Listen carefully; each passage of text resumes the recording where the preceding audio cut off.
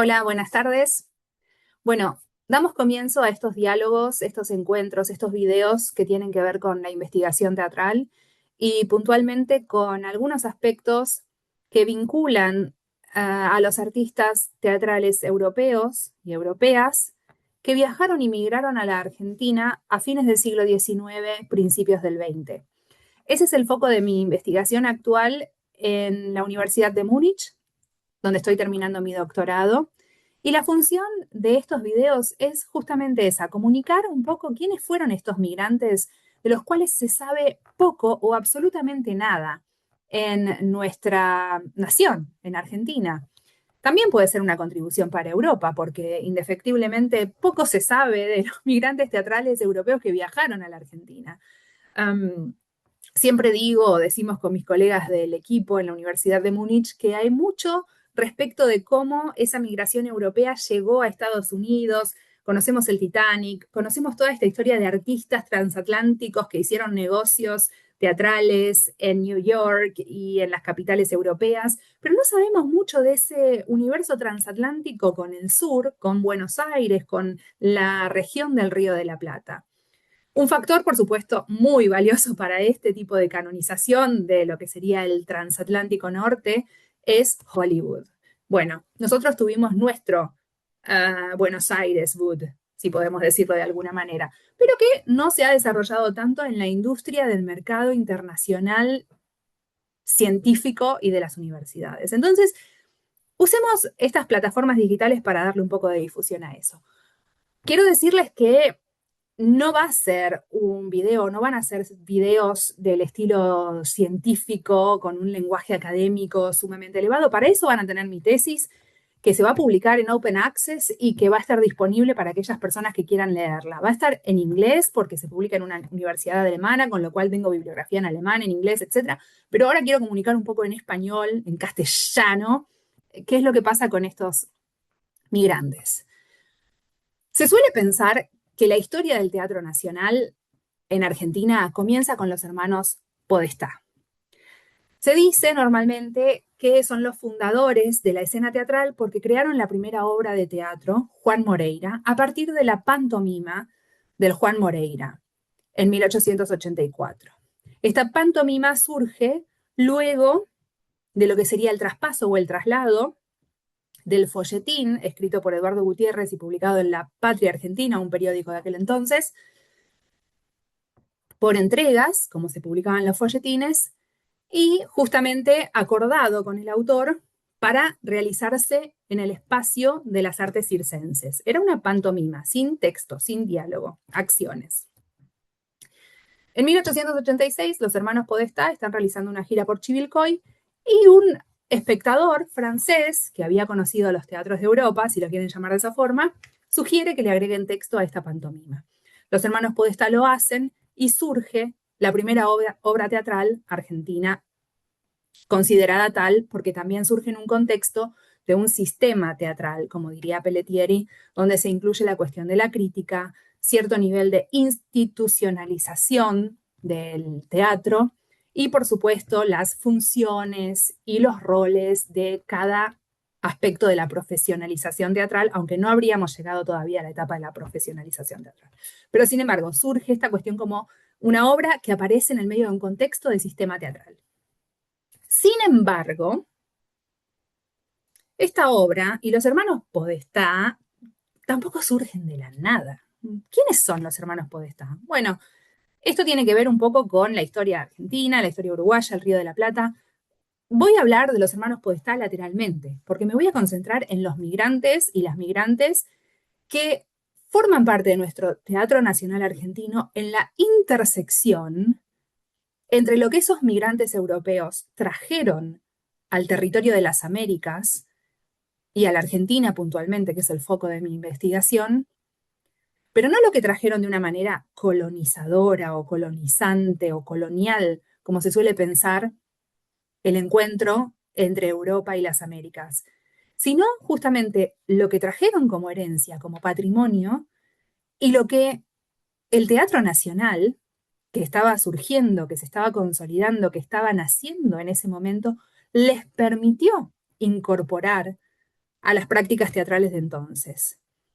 Entonces, la intersección es entre lo que los migrantes o las migrantes traen como patrimonio europeo y la lucha con los artistas locales y las artistas locales y cómo se apropia el Teatro Nacional Argentino de esos elementos europeos y qué aspectos también se constituyen como anticoloniales en la recepción argentina del teatro europeo. Y de alguna forma, cómo esos aspectos anticoloniales después repercuten en las prácticas de los europeos en un camino de ida y vuelta. Es complejo lo que acabo de decir. Voy a tratar de simplificarlo. Quiero decir nuevamente que es el cruce entre las prácticas de Europa en el modo en que llegan al territorio argentino y lo que son capaces de producir y lo que les dejan producir los artistas nacionales, dado que se encuentra en esa intersección en donde se negocian justamente en esta zona de contacto teatral, como diría también Mary Louise Pratt, donde se negocian los intereses de un grupo y de otro. Dos culturas se encuentran, chocan, pero no se produce una colonización, se produce una negociación, es una zona de contacto, es una zona de mezcla, es una zona donde surge lo criollo, el aspecto más creol de nuestras prácticas, en la intersección entre lo europeo y lo americano. Ese es un aspecto crucial de la investigación que estoy haciendo, porque justamente estos migrantes que aparecen en Argentina contribuyen con sus prácticas y al mismo tiempo tienen que aceptar lo que la recepción local les devuelve. Un caso típico es el cocoliche. Vamos a necesitar sin dudas un episodio aparte para hablar del cocoliche. Baste pensar que el cocoliche es una apropiación criolla, cultural, de un elemento europeo. Y esa apropiación luego se convierte en teatro. Nada más que decir por ahora. Quiero generar también un poco de suspenso y como les digo, si quieren leer la investigación con lenguaje técnico, con ciencia, etcétera, lo van a encontrar en mi tesis. En ese momento de consolidación y surgimiento de una escena nacional, hay algunas figuras que realmente se han pasado por alto en nuestra historia teatral argentina. Y digo que se han pasado por alto porque son personalidades fundamentales para la creación de nuestro teatro. Nuestro teatro argentino no sale de la nada.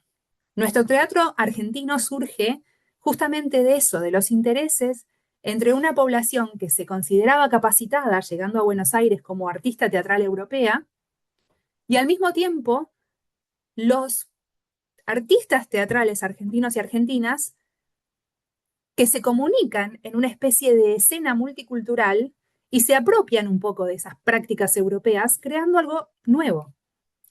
En ese sentido se puede hablar como de transculturalización, pero no necesariamente es 100% esto, porque allí también están los y las europeas. No es que se borra lo anterior y se genera un nuevo elemento, sino que justamente chocan estas dos culturas y de allí surge una identidad nueva que, como diría Homi Bhabha, tiene que ver un poco con un tercer espacio, en el sentido en que ya no se puede pensar en lo que había antes y lo que había previamente de un lado y del otro, quiero decir. Es algo nuevo, pero que surge de la mezcla de las dos cosas. En ese sentido también es importante hablar entonces de Pablo Raffaetto. Y Pablo Raffaetto es uno de los migrantes que analizo en mi tesis. Es italiano o era italiano, nacido en Génova, que emigró a la Argentina junto con su esposa en 1867-1869. Hay dos fechas relacionadas con la precisión de estos datos. Pero en el momento de llegar él contaba supuestamente con una experiencia en Europa como luchador de fuerza en el área del circo. Curiosamente, cuando tuve la oportunidad de ir a los archivos de Génova, en Italia, tanto a los archivos municipales como un archivo fascinante que es la Biblioteca del Latore, Biblioteca del Actor, no pude encontrar material sobre Pablo Raffetto. Solamente un acta de nacimiento que consta justamente en una parroquia de allí, de la ciudad de Génova, en la catedral, mejor dicho, de Génova. Entonces, claro, posteriormente Raffetto, consolidándose como artista en Argentina, dirá que él ya tenía experiencia en Europa, que había triunfado como un luchador en los circos tanto de Italia como de Francia, que había combatido a las grandes celebridades francesas. Y esto está todo referenciado en las historias tanto de Beatriz Seibel como de Raúl Castañino en relación al circo criollo. Pero yo me pregunto, ¿será realmente lo que Raffetto contó una narrativa 100% cierta, fundada en su trayectoria europea? ¿O será un proceso de migración y de rehacer su propia identidad como migrante, lo que le permite contar esa nueva versión autobiográfica de quién había sido él en su tierra natal? Porque, insisto, no encontré registros de Raffetto en Europa. Entonces, claro, todo lo que él contó en la prensa argentina y para la investigación argentina tiene que ver con cómo él construyó su narrativa sobre su propia trayectoria. Esa es una opción. También puede ser que los archivos de Europa o de Italia en aquel momento no hayan preservado este material, ¿no? Ahí hay una lógica que tiene que ver también con lo que se considera patrimonio documental, cómo se resguardan estos documentos o cómo no. Bueno, ese es uno de mis migrantes. Otro de mis migrantes, muy importante, se llama Frank Brown. A Frank Brown seguramente lo habrán escuchado nombrar un poquito más. ¿Por qué? Porque artistas como Rubén Darío y Domingo Faustino Sarmiento lo han apreciado mucho. Sin embargo, Frank Brown tiene una faceta que muy poca gente conoce. Y no toda la investigación sobre el teatro argentino realmente le da el lugar y la predominancia que este artista circense necesita. Entonces, necesitamos, o es menester, recuperar un poco su figura para entender qué surgió del teatro argentino, del teatro nacional después de Frank Brown. No todo comenzó con los Podestá, o mejor dicho, los Podestá no estaban solos. Frank Brown llega a la Argentina en 1884. Él nace en Brighton, en el sur de Inglaterra, donde también tuve la suerte de estar en los archivos. Y allí, en The Keep, que es el archivo de la ciudad de Brighton, puntualmente, aparecen datos acerca de su familia. Aparecen fotos familiares de su adolescencia. Y después en The British Library, en Londres, también aparece material sobre Frank Brown y sobre su padre, Henry Brown, que también era un artista circense. Entonces, Frank Brown nace en una familia de circo. Primero, practica con su padre, forma parte de su elenco infantil, luego su padre lo manda a Londres a formarse en una academia circense. En este periodo, Frank Brown realiza giras por Escocia y luego llega a Rusia, donde realiza unas presentaciones internacionales muy estimulantes y muy novedosas, y los hermanos Locarlo, una compañía ítalo-americana, como se dice de los que son italianos y viven en Estados Unidos, lo ve, lo contrata y le propone ir a Nueva York a realizar una gira allí y además una gira por las Américas. Entonces, Frank Brown nace en Inglaterra, hace unas giras ahí por el Reino Unido, después se va a Rusia, después va a Estados Unidos, a New York, y luego recorre las Américas haciendo circo.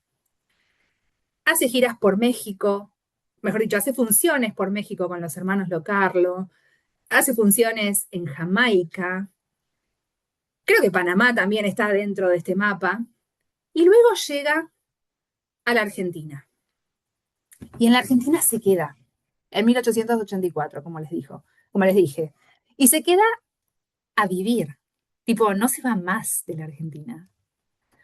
Entonces, ¿por qué? Esa es la gran pregunta que también nos hacemos, ¿no? ¿Qué estaba pasando en la Argentina en ese momento para que toda esta gente que venía de Europa haya decidido apostar a este territorio que era un territorio donde todo estaba por hacerse? Había ya elementos teatrales previos, obviamente, ¿no? Podemos hablar no solo de los rituales precoloniales, sino también de toda la escena nativista, o mejor dicho, de lo que tiene que ver con los hitos más patrios, con los cielitos, con la gauchesca de principios del siglo XIX, las payadas, etc. Pero claro, fines del siglo XIX ya aparece la inmigración europea y dentro de esos migrantes y de esas migrantes llegan artistas teatrales. Frank Brown, entonces,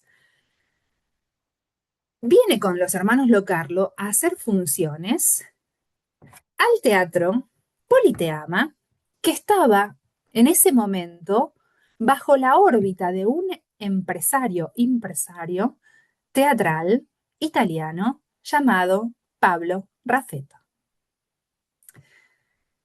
quienes también llegan a Buenos Aires para actuar en el Teatro Politeama en la misma fecha son los hermanos Podestá.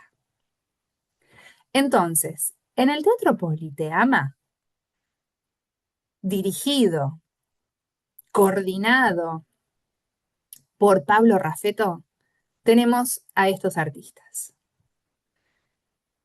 ¿Qué es lo que va a salir de allí? Bueno, nuestro Teatro Nacional.